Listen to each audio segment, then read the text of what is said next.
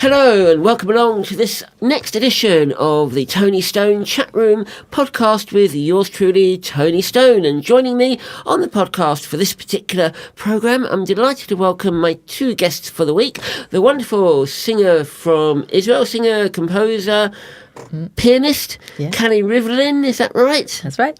And from London Jazz News, the editor and founder of the said website, Mr. Sebastian Scotney. Nice to be here. Thank you both for coming in on this rather hot, glorious, lovely afternoon. Very well. Well, thanks for asking us. My pleasure.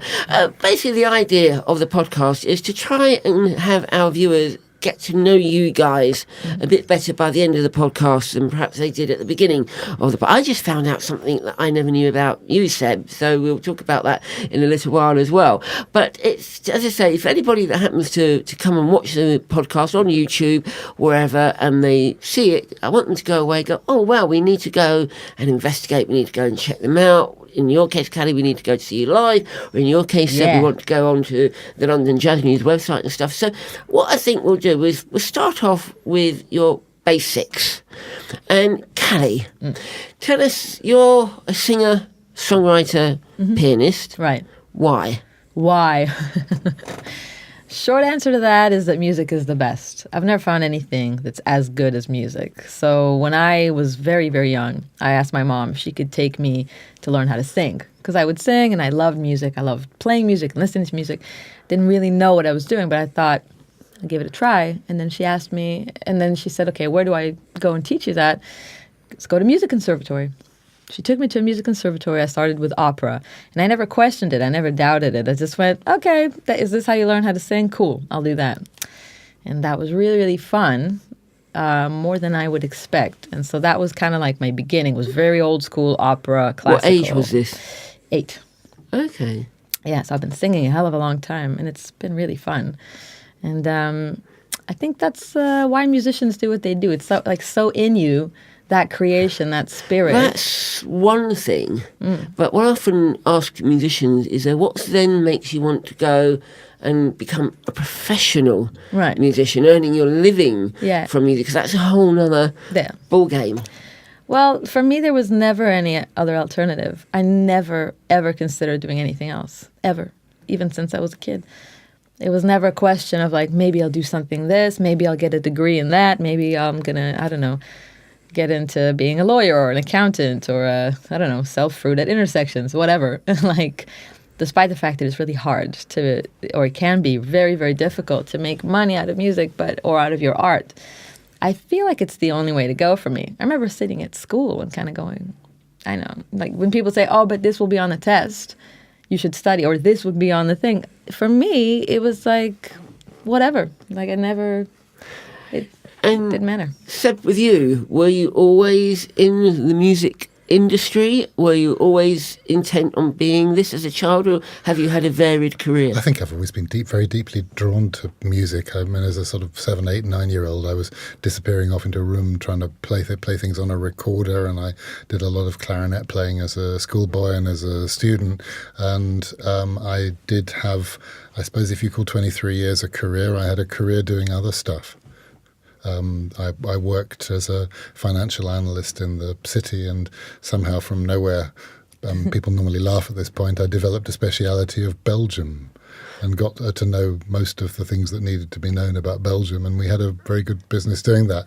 And then that kind of came almost to a natural end, and I looked around for things that might be done in the music area, and eventually, in January 2009, I posted a first article on a blog, or wrote to 3 or 4 friends and said I'd had a rush of blood to the head, and the thing has kind of grown ever since then. Yes, so tell us a little bit about this website that you founded and are the editor of London Jazz News. Explain, if there's anybody out there watching that perhaps doesn't know what London Jazz News is or isn't particularly interested in jazz, how would you sum up what the remit is of London Jazz News? Well, I think the first thing is, and Cali described it really well, I mean, is to have that passion. And I think that whatever people are doing, what we're trying to do is to have some kind of communication that is from people, A, who know about what they're doing, and B, who've got a passion to do it. And so, as I say, it started off as just me writing, and gradually I found people who've wanted to either write or to get involved in other ways. And it's evolved quite a long way since I started, but it follows the jazz scene partly in London. We have a lot of it's called London Jazz News. It's not just about London. And it's not just about news, and it's not just about jazz. It kind of goes into all sorts of other directions. If you start from those three, then London can... I mean, I've been invited to lots of wonderful festivals and write from those, and other writers that we've got go to other festivals or other places that they like writing about. We cover news from, all over the world, really, mostly UK, but because that's the news that we're trying to get out. And I think, I suppose if there's a particular flavour or something that I'm proud of doing, it was actually Janisch, the bass player, Michael Janisch, who once said that we'd given the musicians a voice in the jazz press. And I think because bassists often pick things up before they've really happened. There's that kind of speed of reaction that bassists have. And Mike put his finger on something really important there, which is that I think is what really drives me, is to kind of have almost an unmediated, authentic voice of the creator explaining what they're doing and why they're doing it, and for that to kind of take the place of speculation and of criticism and so on. So that to give that voice a place where it is respected and where it can be heard is one of the missions that I've got. Talking about respected, you won a couple of years ago the Parliamentary Jazz Award, didn't you? We were sort of always the bridesmaid, and we won it at the 6th attempt. So it was kind of, but it was recognition, and we've just been put top of a list of UK jazz blogs, and but you don't do it for that. I mean, you do it because it's worth doing, and there are just so many things that, I would say there are an awful lot of things that I'm prouder of than the award. The award is nice to have, but there's an awful lot else that goes on. Absolutely, and obviously I see you often at various gigs and you're doing reviews and stuff like that. I mean, how do you decide what you go and see and what you go and review or what you have on your website in terms of editorial decisions? Is it an easy decision to say, yes, we'll do this, or no, we won't do that? Or how do you formulate what you want to have on the website? Generally, not anything specific, but on a general basis. I think it's with everybody. I mean, it's not just me these days. I mean, there's a lot of other people involved as well. And I think, it's what the passion that drives us. We also these days have about 20% of the content that is paid for. And I think what I've wanted to do, because people are promoting, is to allow promoters, clubs, record labels, to have the chance to get us at our best. It's a certain point of pride that we've recently signed ECM as an advertiser, and if we're good enough for them, then that's kind of that feels like the right place to be. And we talk to them about the kind of piece that we give a feature. We also give a prize draw on our newsletter, which has a big subscriber base, and we also put an ad on the site, and we also get involved in Facebook and Twitter and things like that. So, and that's all kind of scheduled and timed. So that activity, I mean, there's a logic there, which is that we are, we're trying to be at our best for those people who are marketing particular things. Because it's linked to what we do, because the reader always has a right, I think, to ask why now. That when a reader sees a piece, and one of the great things about the web is that it's that timeliness that you can have. So typically 4 weeks before a concert, we'll start an advertising period, we'll have a feature written, we'll do a prize draw, and if anybody's in our kind of circuits, then they'll see all of those happening at the same time, or they might just see one of them, but they'll see something, and that is a paid for activity. And when we market like that, I mean, it's... I was just ask you, Cali, as well, from the point of view of an independent artist, do you find it a problem, an issue to get your name out there, to get your work out there, to get your work seen by important different people? Absolutely, yeah. I mean, because my experience, I mean, I lived all over the world, really. I've lived in different continents and different times, and there's been a lot of moving around, and which I like, which music is good for that. But also, when you're traveling so much, it's difficult to have one stable base if you're not booked by anyone, or meaning if you're not signed by a particular label, managing you or putting you on that map.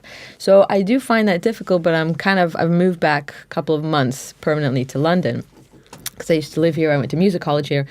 And then when I moved back, I went, okay, it's a new game. It's like a new set match. And I think you have to just get out there and do your thing, and people will be drawn to what you're doing because you're passionate about it. I think that today, marketing is important. Driving your own sort of career is very important, but the way that I see it, I can instantly, and I'm sure a lot of younger and I think maybe older people would agree with me when they say, when you look at someone's website, blog, Instagram, whatever it is, you can pretty much instantly tell, can't you? Like when you look at something, you can tell that someone is like really faking it or they're really legit.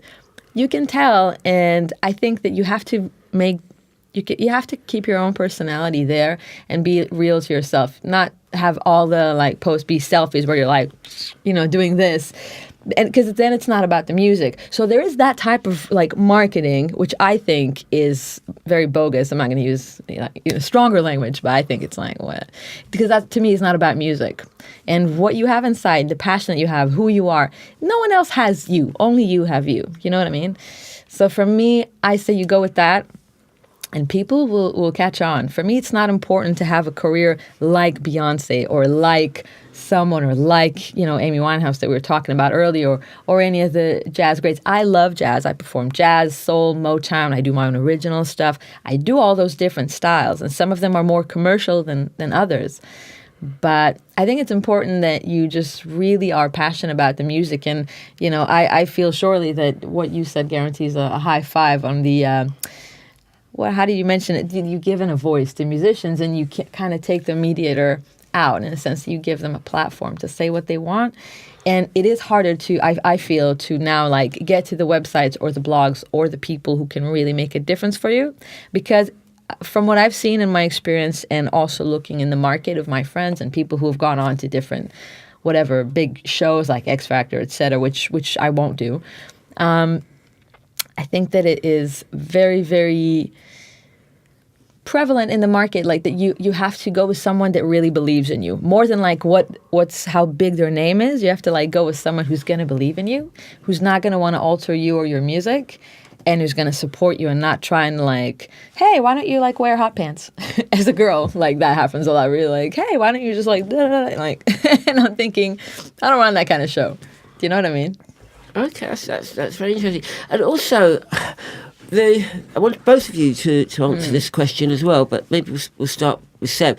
When you first had the idea to do a website, to have a news-based website 9 years plus ago, when you first thought of that first little brain's idea of it, and what it is now and what it's become now, has it changed dramatically from what you first envisaged, or is it still pretty much actually the same how you wanted it back then? I think I tend to be kind of responsive to things that change and things that happen, and opportunities that come along, and people who come along who are offering something amazing.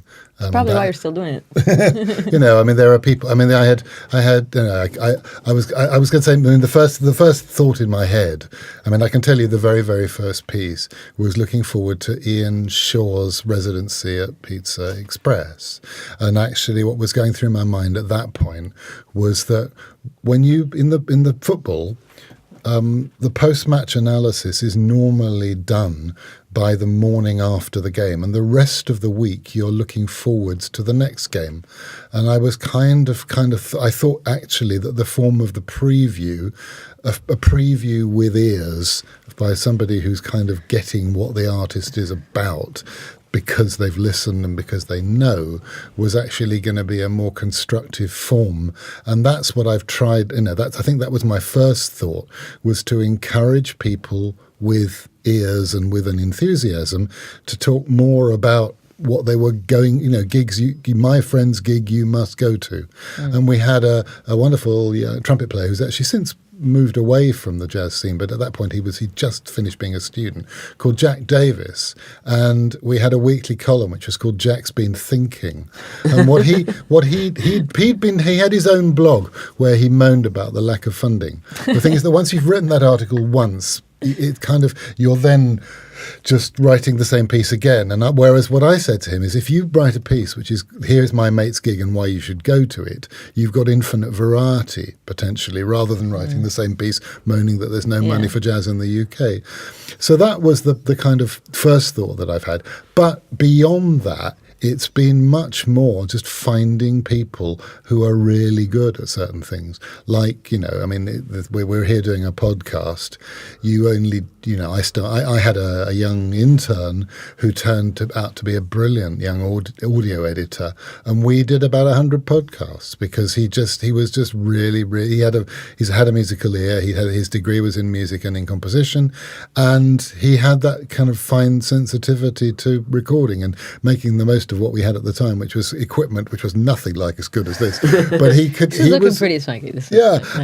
And so you become opportunistic, and you become kind of when you run with what's there. I think that's the kind of the approach that do you find that idea with your music and with your career? Do you run with what you have available to you as an artist, or do you have a fixed idea, a fixed goal, and this is what I want to do, this is how do you... A little bit of both, because I do have my sort of start, change, stop, my goal that I'm set for, and I have made my own album, and that was really important for me. So that album, because I say it's not very strictly, it's not something that I think you'd hear on BBC One, you know what I mean? It's very cinematic, and it's like film scoring almost, that album. And so if I were to aim it differently, maybe I wouldn't make that type of album, but it is the type of album that I wanted to make.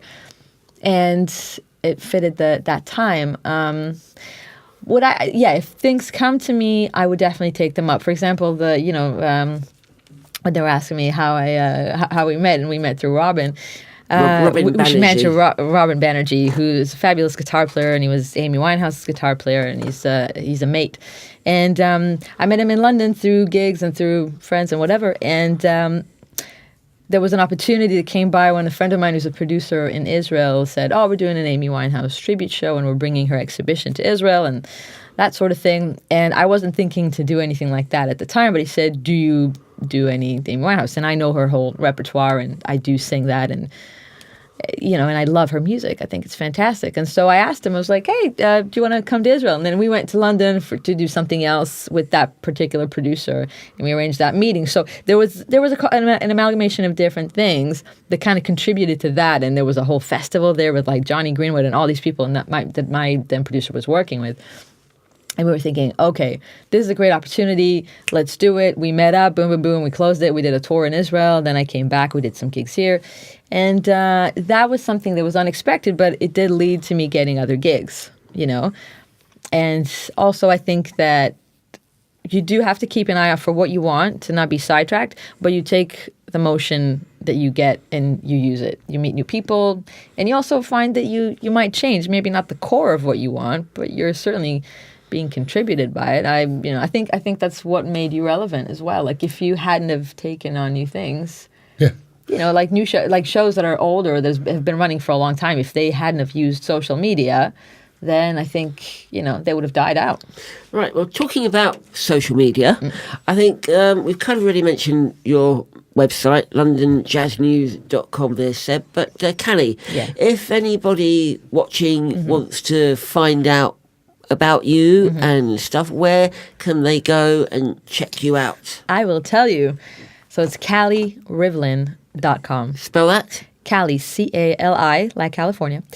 Cali Rivlin, R-I-V-L-I-N .com. So on my website, there's everything. You can also find me on Facebook. I think I'm the only one, the only Cali Rivlin that I know. And so it's on Facebook, on Instagram, on the website. It's all there.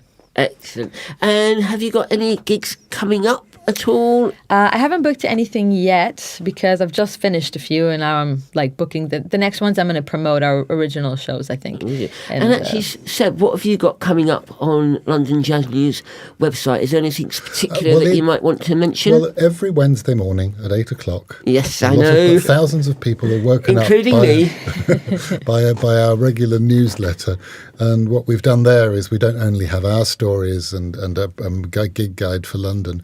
We also do an aggregator. So what a lot of people are doing is they're looking. It's called the Read Elsewhere section, and people like to find out some of the other stories from Maybe around. you'll put this podcast in there. We'll put this podcast in there.